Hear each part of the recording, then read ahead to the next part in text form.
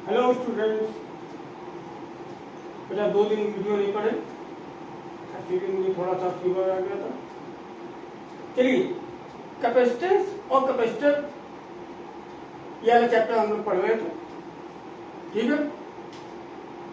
अब मैं उसके आगे अभी तक देखिए मैंने कैपेसिटेंस की कैपेसिटी कैसे, कैपेसिटर की कैपेसिटी कैसे निकालते हैं, ये मैंने आपको पूरी तरह से डिटेल में बताया था।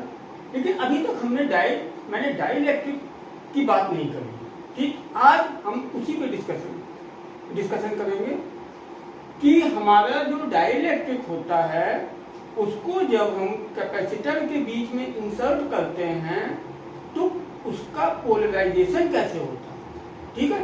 तो आज हम देखेंगे कि इलेक्ट्रिक फील्ड में किसी डाइलेक्ट्रिक मटेरियल का, चाहे वो पोलर हो चाहे वो नॉन पोलर हो, उसका पोलराइजेशन कैसे होता है, ठीक है। चलिए देखते हैं।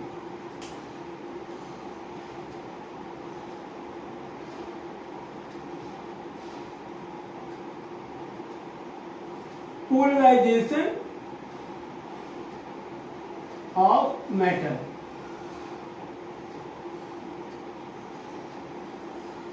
ठीक। ध्यान से देखिएगा।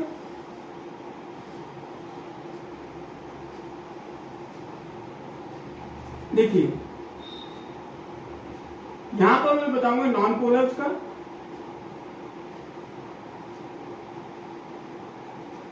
और यहां पर पोलर।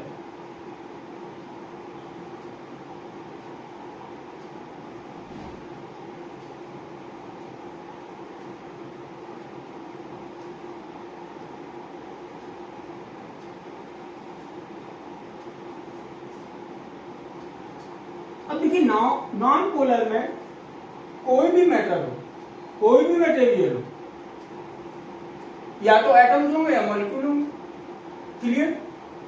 अब देखिए एटम तो पोलर होता नहीं, एटम हमारा पोलर नहीं होता, मॉलिक्यूल पोलर भी होता है नॉन पोलर भी। पोलर में मैं ले लेता हूं वाटर को, सपोज दैट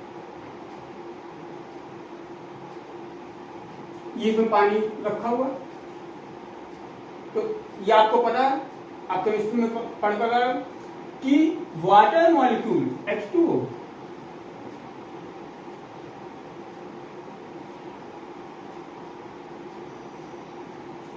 बेटा इसके ऊपर स्लाइटली पॉजिटिव चार्ज होता है, इसके ऊपर नेगेटिव चार्ज होता है। Dipole movement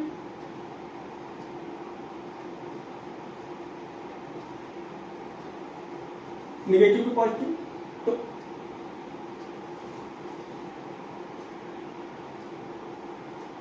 dipole movement negative to positive, negative to positive, ठीक। तो अल्टीमेटली क्या होता है कि हमारा जो ये मॉलिक्यूल है ये इस तरह बिहेव करता है, positive negative, negative positive, positive negative, कुछ इस तरह से होगा।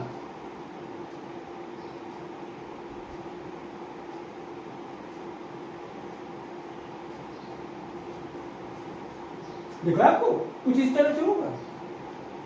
तो अगर हम इसका नेट डायपोल मूवमेंट निकालें तो 0 होगा, क्योंकि किसी का डायपोल मूवमेंट इधर है, किसी का इधर है, किसी का इधर है, किसी का इधर होगा, net dipole movement 0। Non polar में मान लेते हैं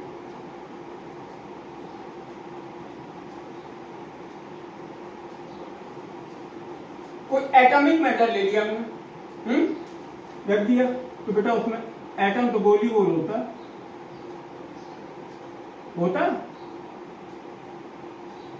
कहीं पर कोई चार्ज विजिबल नहीं है। अब हम जब इसको एक्सटर्नल इलेक्ट्रिक फील्ड में, मतलब कैपेसिटर के बीच में इंसर्ट करते हैं, तब क्या होता है, ध्यान से देखिए।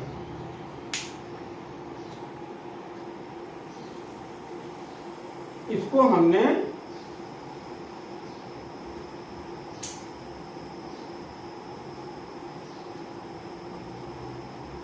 देखिए ये कैपेसिटर बना दिया,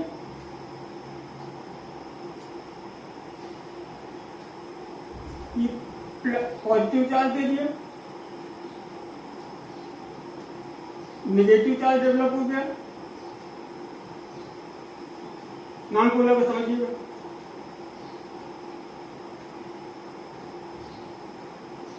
ये डाइलेक्ट्रिक रखा हुआ। तो देखिए होगा क्या, इसके अंदर जो एटम है जब इलेक्ट्रिक फील्ड में नहीं रखा था तो ये न्यूक्लियस, ये इलेक्ट्रॉन क्लाउड,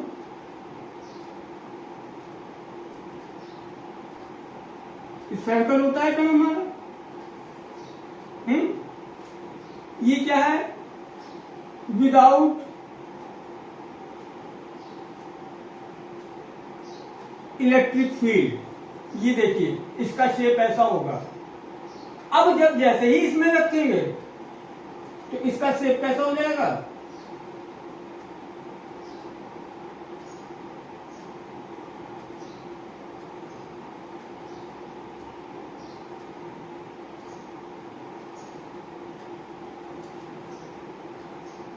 ये चीज बहुत ध्यान देने वाली है कि जब हम पोलर नॉन पोलर जब हम कोई भी मटेरियल इसके अंदर रखेंगे तो इसमें इलेक्ट्रॉन क्लाउड पॉजिटिव की तरफ शिफ्ट हो जाएगा। तो क्या होगा, पोलराइजेशन हो गया, स्लाइटली इसके ऊपर इधर नेगेटिव चार्ज इधर पॉजिटिव चार्ज डेवलप हो गया। आगे बात समझ में। तो हमारा जो अंदर जो है, अंदर ये नेगेटिव सब एक तरफ अरेंज हो जाएंगे। ये चार्ज हमारा अरेंज हो गया। अंदर की इलेक्ट्रिक फील्ड देखिए, ई इनसाइड, बाहर की इलेक्ट्रिक फील्ड ई आउटसाइड। ये चीज क्लियर हो गई। अब इसमें देखिए,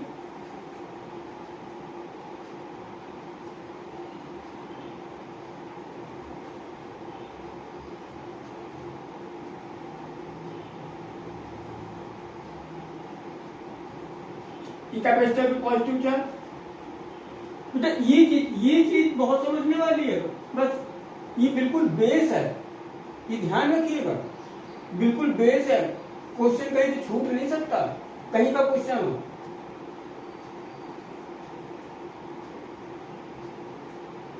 नेगेटिव चार्ज,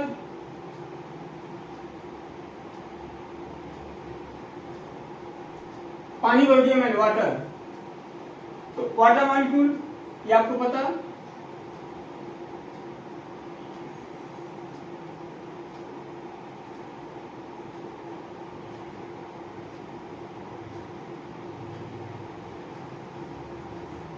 चार्ज डेवलपमेंट, ये ऑलरेडी हमारा पोलर है। तो बेटा नेगेटिव सब इस तरफ हो जाएंगे, पॉजिटिव सब इधर हो जाएंगे। तो ये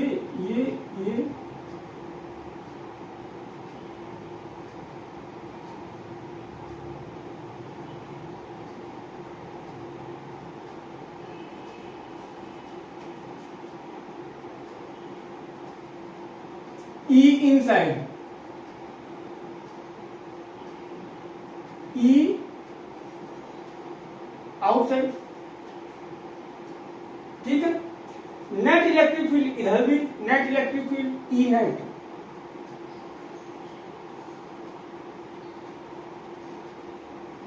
ई आउटसाइड माइनस ई इनसाइड। यहां पर नेट इलेक्ट्रिक फील्ड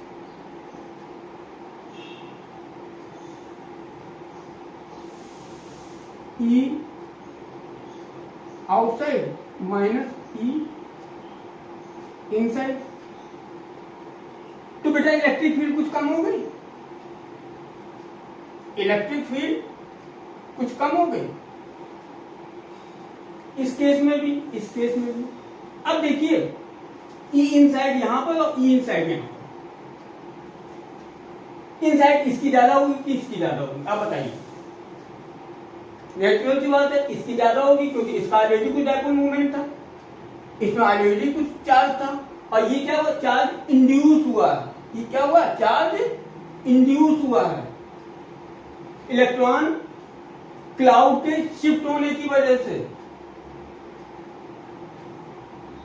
बस यही से डाइलेक्ट्रिक कांस्टेंट निकलता है। देखिए ये जो ई outside minus E inside, inside बहुत कम है, तो इसमें जो ई नेट होगा ये क्या सर, ये ज्यादा होगा कि ये ज्यादा होगा, ये बताइए। देखिए ई इनसाइड इसमें कम है तो बेटा ये ज्यादा होगा, इसका ई नेट ज्यादा होगा, इसका ई नेट कम होगा, मतलब इसने इलेक्ट्रिक फील्ड को ज्यादा कम किया, इसने इलेक्ट्रिक फील्ड को ज्यादा कम किया, और इसने इलेक्ट्रिक फील्ड को रिड्यूस किया, लेकिन थोड़ा रिड्यूस किया। तो इसकी स्ट्रेंथ ज्यादा है इलेक्ट्रिक फील्ड को रिड्यूस करने की, इसकी ज्यादा। नेचुरल सी बात, पोलर की ज्यादा है, नॉन पोलर की कम है।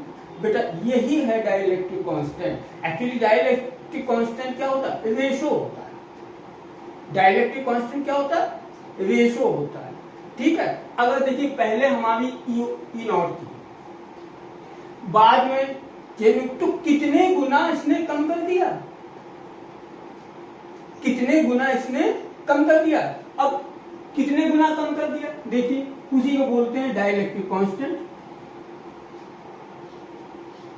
डाई इलेक्ट्रिक कांस्टेंट क्या होता है,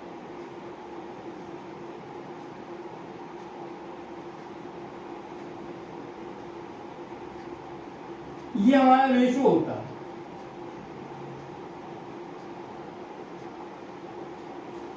अब देखिए पोलर का डाइलेक्ट्रिक कांस्टेंट ज्यादा होना चाहिए कि नॉन पोलर का ज्यादा होना चाहिए कि पोलर का, तो इसका डाइलेक्ट्रिक कांस्टेंट इससे कम होना चाहिए क्योंकि इसने कम रिड्यूस किया।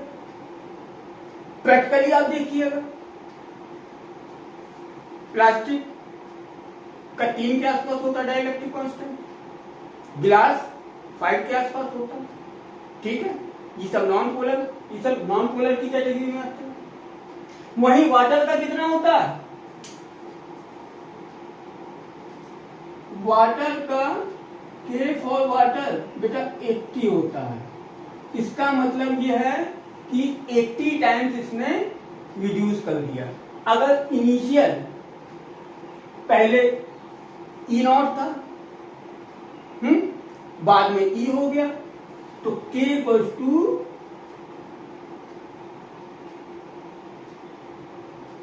ई अपॉन, हाँ कितने गुना कम किया,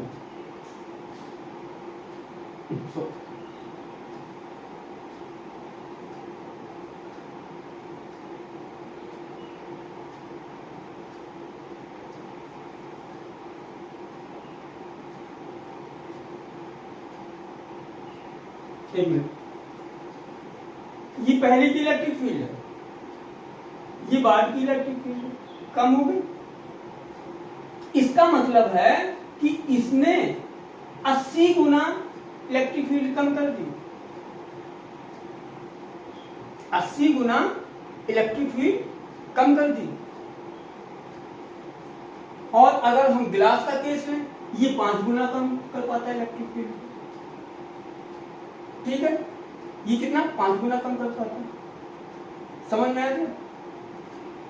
अब देखिए डाइलेक्ट्रिक एयर का भी कुछ होता है। चलिए वी और सी में देखिए क्या क्या इंपैक्ट आता है। देखिए ये हमारा रिड्यूस हो गया, V इक्वल्स टू होता है E अपॉन डी,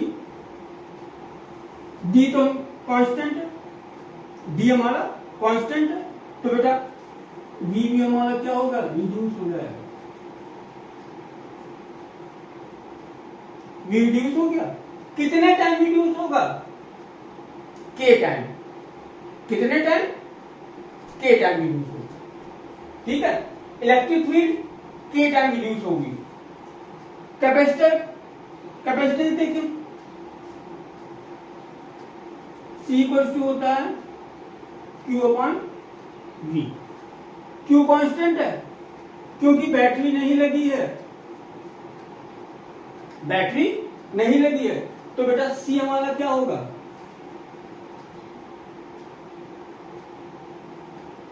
के टाइम्स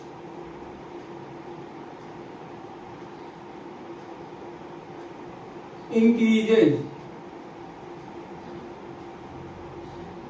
सी हमारा के टाइम्स बढ़ जाएगा।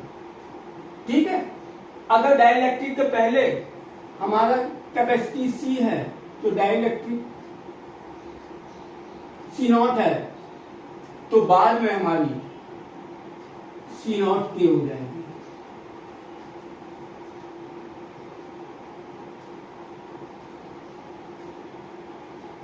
और इलेक्ट्रिक फील्ड बाद वाली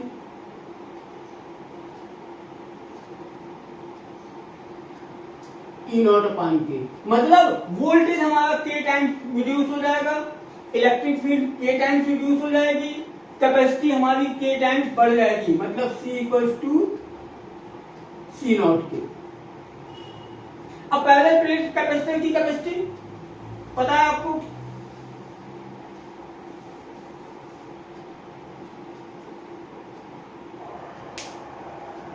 पहले प्लेट कैपेसिटर की कैपेसिटी देखिए, C इक्वल टू क्या होता है, A epsilon not upon D। ठीक है, अगर हमने इसमें ये हमारी परमिटिविटी ऑफ फ्री स्पेस, ये परमिटिविटी फ्री स्पेस, ठीक है, तो हमारी जो परमिटिविटी होगी वो के टाइम्स बढ़ जाएगी। हमारी जो ये परमिटिविटी है बाद वाली एप्सिलॉन नॉट की हो जाएगी, के टाइम्स बढ़ जाएगी। वन का मतलब क्या होता है कि इसके बीच का फोर्स, इसके के बीच की इलेक्ट्रिक फील्ड मैक्सिमम है। के की वैल्यू कैसे बढ़ेगी, ई की वैल्यू उतनी कम होती जाएगी, क्योंकि E equal to E not upon K and V equals to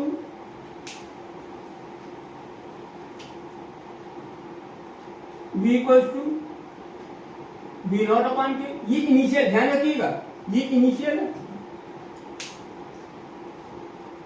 इसको बोलते हैं रिलेटिव परमिटिविटी। क्या बोलते हैं, रिलेटिव परमिटिविटी। पोलर और नॉन पोलर से आपको समझ में आ गया कि पोलर मटेरियल का डाइलेक्ट्रिक कांस्टेंट बहुत ज्यादा होगा in comparison to non polar. तो यहां पे बेटा कैपेसिटी क्या हो जाएगी, के ए एफ, वैसे लिख दें ए एप्सिलॉन नॉट के अपॉन डी। इसका मतलब कैपेसिटी हमारी के टाइम बढ़ गई। किसी भी तरह का कैपेसिटर हो, डाइलेक्ट्रिक इंसर्ट करते ही उसकी कैपेसिटी बढ़ जाती है। ठीक, अब देखिए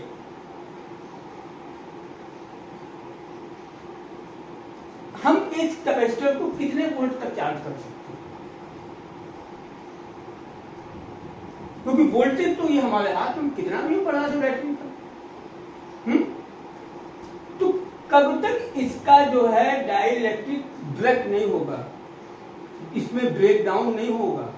ब्रेक डाउन का मतलब आप समझते हैं, और ध्यान से समझिएगा। ब्रेक डाउन का मतलब होता है, अब जैसे कि बिजली गिरती है, तो बेटा वो क्या होता है, एयर, उस समय मॉइस्चर भी होता है, मोस्टली उस समय पानी भी गिर रहा होता है। तो जो उतनी दूर से स्पार्क कर जाता है। स्पार्क करने का मतलब क्या, कि बीच का डाइलेक्ट्रिक हमारा बेकार हो गया, ब्रेक डाउन हो गया उसमें। वैसे जनरली ड्राई एयर के लिए ये हमारा होता है 3000 वोल्ट पर एमएम। पोटेंशियल ग्रेडियंट इतना है अगर, तो आपको झटका लग जाएगा। 3000 वोल्ट है और 1 एमएम की दूरी से वो स्पार्क कर देगा, करंट फ्लो हो जाएगी। क्योंकि हमारा जो डाइलेक्ट्रिक है ब्रेक हो गया। अब इसी को जब हम प्रैक्टिकली किसी चीज से रिलेट करें, 25,000 वोल्ट पे ट्रेन चलती है, लोग कहते हैं वो 1 फुट से खींच लेती है। 1 फुट तो नहीं है, 25,000 लगभग 8 mm से प्रैक्टिकली देखें तो, बाकी भी कंडीशन पर भी डिपेंड करता है। 8 mm 8 to 9 mm पे मतलब इतनी डिस्टेंस है वो इस पार कर दी, लेकिन उसमें पावर बहुत होती है, इस वजह से करंट भी बहुत होती है। ये भी चीजें डिपेंड करती हैं। समझ में आ गया कैसे मैंने रिलेट कर दिया? तो इसकी भी एक कैपेसिटी होती है बीच का जो मटेरियल है। कैपेसिटर को हम कितने वोल्ट तक चार्ज कर सकते हैं कि ब्रेक डाउन ना हो, नहीं तो हमारा कैपेसिटर का जो बेसिक कॉन्सेप्ट है वो ही खत्म हो जाएगा। आगे बेटा समझ में ये चीज बिल्कुल अच्छे से समझ में आ गई। ये चीज देखिए बहुत इंपॉर्टेंट है। इसके आपको एडवांस में क्वेश्चन, एडवांस या मेंस में इस लेवल के क्वेश्चन मिलेंगे आपको। ठीक है, अब हम आगे चलते हैं। ये तो देखिए इन कंडीशन में ये आप पूरी तरह से पोलराइजेशन समझ में आ गया होगा। आई डोंट थिंक कि कोई भी पॉइंट ऐसा हो जो ना आपके दिमाग में बैठा हो, बिल्कुल एकदम दिमाग में बैठ गया होगा। हाँ, यहाँ पे एक चीज समझ ली। अब जैसे मॉलिक्यूल का केस होता है तो बेटा हो उसमें भी इलेक्ट्रॉन क्लाउड तो होता ही है, तो पूरा क्लाउड शिफ्ट हो जाता है। चलिए, और ये देखिए ये आपने 11th में पढ़ा होगा, जो लंदन फोर्स है वो भी तो ऐसे जनरेट होता है। केमिस्ट्री में 11th में पढ़ा होगा लंदन फोर्स। अब हम आते हैं कि अगर पार्शियली फील्ड किया है तो हमारे कैपेसिटर की कैपेसिटी कितनी है?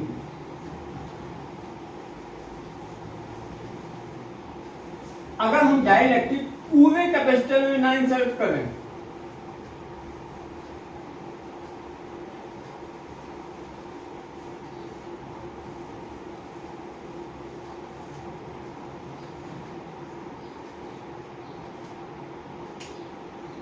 देखिए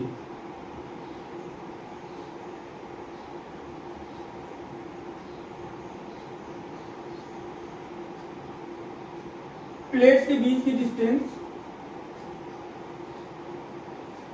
डी है, टी थिकनेस की का कोई मटेरियल हमने इसमें बीच में रख दिया।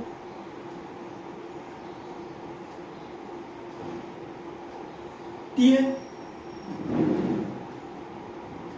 इसके ऊपर बेटा पॉजिटिव चार्ज,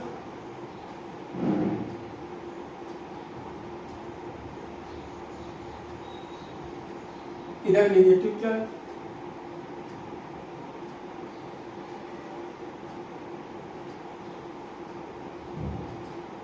यहां पर इलेक्ट्रिक फील्ड हमारी ई आउटसाइड, यहां पर इलेक्ट्रिक फील्ड ई इनसाइड, ये नेगेटिव हो जाएगा। देखिए कुछ नहीं, बस चार्ज पॉजिटिव है तो नेगेटिव को अट्रैक्ट करेगा, नेगेटिव है तो पॉजिटिव को अट्रैक्ट करेगा।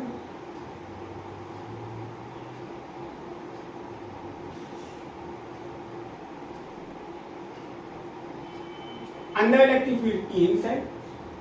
ठीक है, अब देखिए बाहर की electric field E outside sigma upon epsilon not. ठीक, सिग्मा क्या होगा?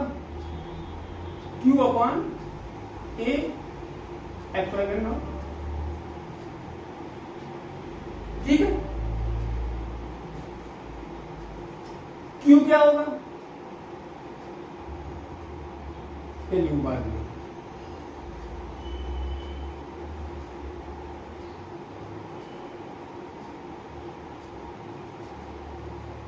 E inside sigma upon epsilon not के Q upon A epsilon not K. अब देखिए इतने का पोटेंशियल डिफरेंस V1 और बचे हुए का V2, तो टोटल इनके बीच का पोटेंशियल डिफरेंस V कितना हो जाएगा? V outside plus V inside हो जाएगा। V इक्वल टू क्या होता है? E इंटू डी होता है। V equal to E into D, तो E outside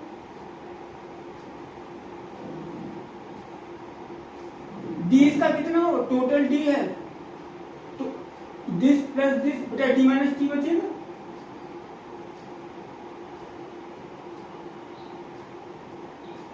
plus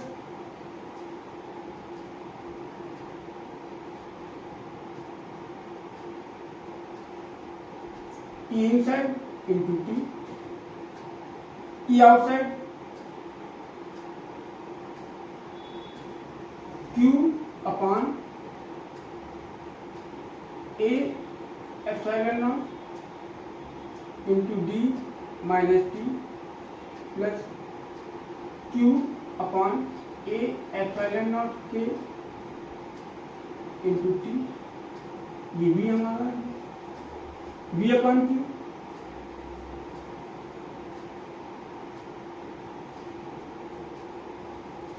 D minus T upon A epsilon not T upon A epsilon not के, ठीक। v अपॉन क्यू क्या होगा? 1 अपॉन सी होगा।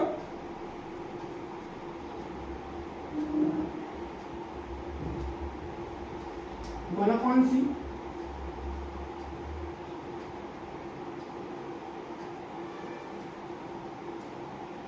एलसीएम ले इसका, ए एप्सिलॉन नॉट के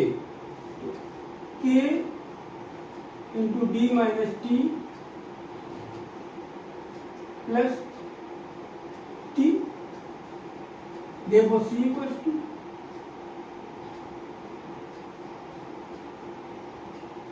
के ए एप्सिलॉन नॉट अपॉन के D minus T plus T.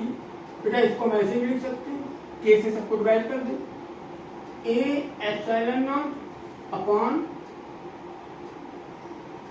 D minus T plus T upon K. ये कैपेसिटी आ गई इसकी। अब देखिए इसमें दो के साथ अक्सर आ जाते हैं, ध्यान से समझिएगा। कभी कभी T1 और T2 मोटाई की दो स्लैब इंसर्ट कर दी जाती है। ध्यान दीजिएगा, अगर इस टाइप का केस आ जाए तो उसको हम कैसे सॉल्व करेंगे?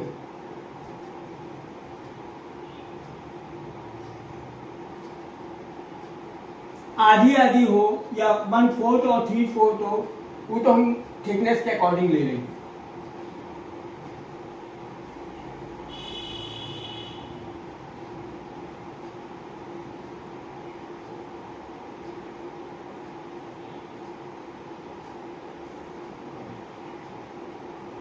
ध्यान दीजिएगा,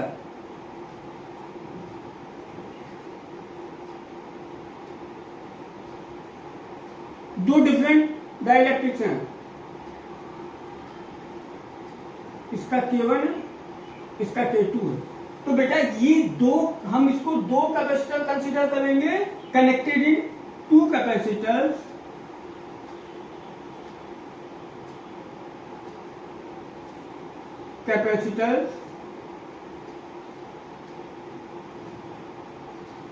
कनेक्टेड इन सीरीज। समझ में आया कि इस टाइप का केस है तो ये two capacitors are connected in series. अगर इस टाइप का केस हो,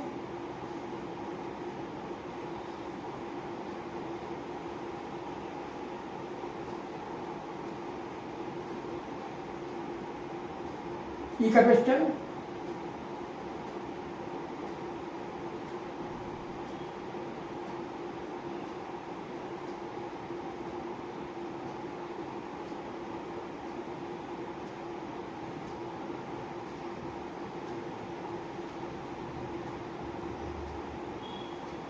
K1 K2।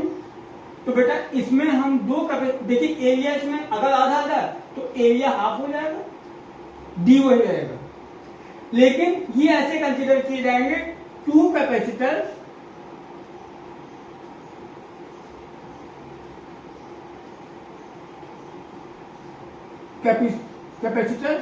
Connected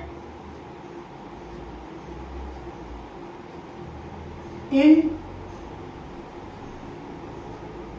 parallel. समझ गए आप? कभी कभी ऐसा होता है कि आपको कंपटीशन में मिलेंगे क्वेश्चन कि ये 1/3 पे है, ये 3/4।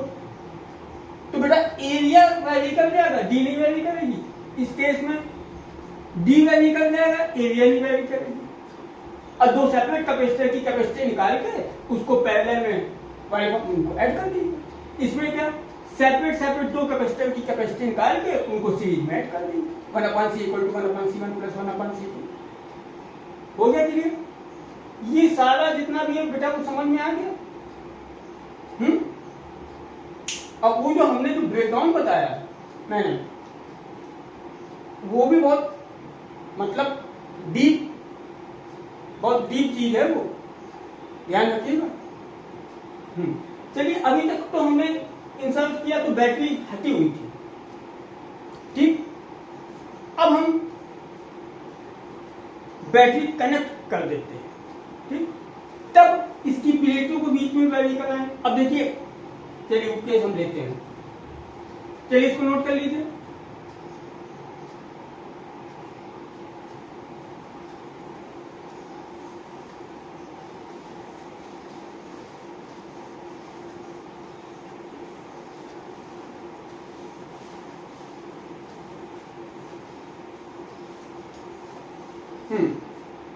अब हम डाइलेक्ट्रिक इंसर्ट कराएंगे बैटरी को बिना हटाए हुए।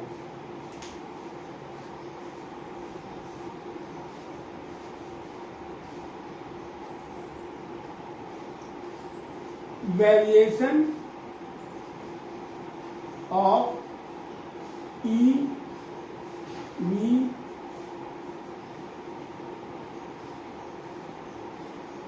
सी while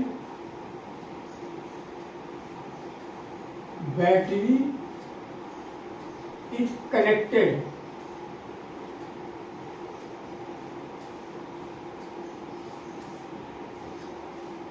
with कैपेसिटर। हमने रिमूव नहीं की बैटरी, ठीक।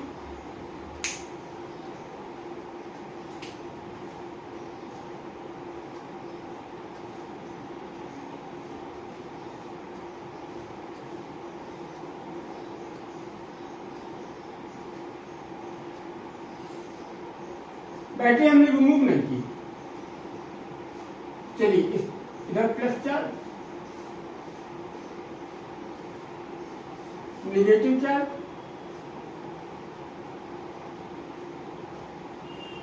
Positive negative. अब देखिए जैसे ही हम इसको इंसर्ट करेंगे तो सीधी सी बात है, वेरिएशन किसमें होगा? सी हमारा,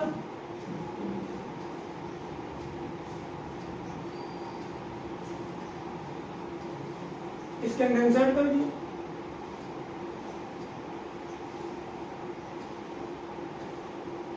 डाइलेक्ट्रिक, ठीक है। सी और सी के टाइम पड़ जाएगा,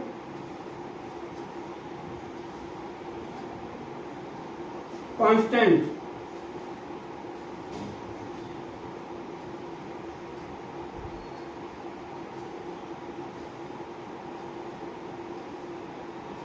Q0 के। देखिए चार्ज बढ़ जाएगा क्योंकि जैसे इंसर्ट करेंगे कैपेसिटी बढ़ गई, के टाइम्स हो गई, के की वैल्यू हमेशा 1 से ज्यादा होती है। मिनिमम फॉर वैक्यूम 1 और एयर की 1.008 के आसपास होती है। V कांस्टेंट रहेगा, क्यों? क्योंकि जैसे ही V घटेगा बैटरी उसको चार्ज सप्लाई करके चार्ज को के टाइम्स कर देगी, तो V हमारा बैटरी के वोल्टेज पे आ जाएगा। V घटेगा लेकिन बैटरी कनेक्टेड तो आ जाएगा। E बताइए क्या होगा? Electric field. सोचिए अंदर इलेक्ट्रिक फील्ड क्या होगा?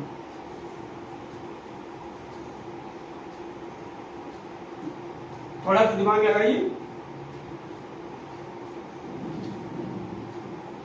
बेटा। क्यू बढ़ गया, V बढ़ गया, D फिक्स है, V उतना ही है। E इक्वल टू क्या होता है? V अपॉन D, ये तो कांस्टेंट है। E प्रोपोर्शनल टू V, क्या V चेंज हुआ? बेटा इलेक्ट्रिक फील्ड कहाँ चेंज होगी? अंदर इलेक्ट्रिक फील्ड उतनी ही रहेगी। इसी समझ में आई? क्योंकि हमारा चार्ज बढ़ गया। E इक्वल टू होता है सिग्मा अपॉन एप्सिलॉन नॉट।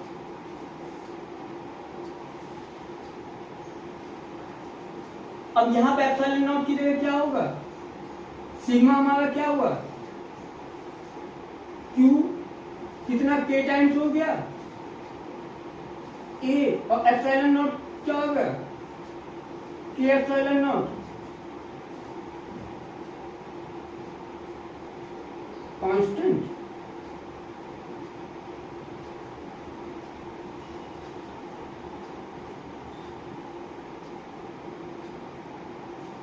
अच्छी तरह से समझ में आ गया होगा।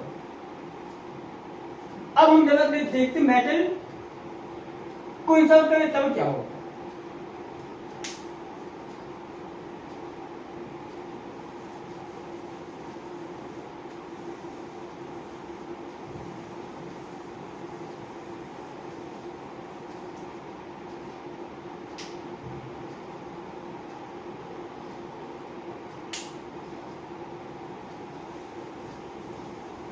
मेटल के लिए वैसे K की वैल्यू बेटा इनफाइनाइट होती है। K equals to infinite for metal. देखिए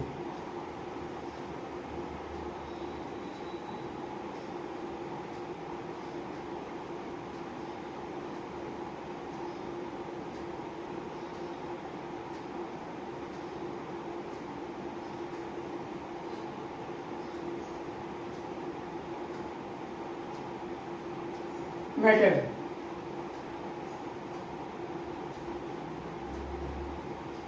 बेटा फिजिक्स समझने की चीज है, रटने की चीज नहीं। समझिए। अब देखिए यहाँ फ्री इलेक्ट्रॉन्स है तो जितना पॉजिटिव सारे के सारे इधर पहुंच गए, क्योंकि अभी भी है, इसके बाद भी यहां भी सब पॉजिटिव पहुंच गए, यहाँ ये सब पॉजिटिव हो गया। ठीक, तो बेटा अंदर की इलेक्ट्रिक फील्ड और पहले की इलेक्ट्रिक फील्ड और बाद की इलेक्ट्रिक फील्ड, मतलब ये इलेक्ट्रिक फील्ड इधर है, बाहर वाली इधर है, तो जितनी इलेक्ट्रिक फील्ड बाहर की थी उतनी अंदर है, तो अंदर नेट इलेक्ट्रिक फील्ड कितनी हो जाएगी? 0। अंदर 0, खत्म, कैपेसिटर का काम ही खत्म। समझ गए? तो बेटा ये आज के इतने टॉपिक थे। अब आज हमारी इलेक्ट्रोस्टैटिक खत्म हो गई है। आज इलेक्ट्रोस्टैटिक खत्म हो गई। अब देखिए नेक्स्ट वीडियो में मैं हो सकता है इलेक्ट्रोस्टैटिक के न्यूमेरिकल का एक्सप्लेन करूं, जो हमारे जो PYQ हमारे जो है, जो JEE मेंस में आए, नीट में आए, वो हम डिस्कस करेंगे। ओके बेटा, ओके बाय।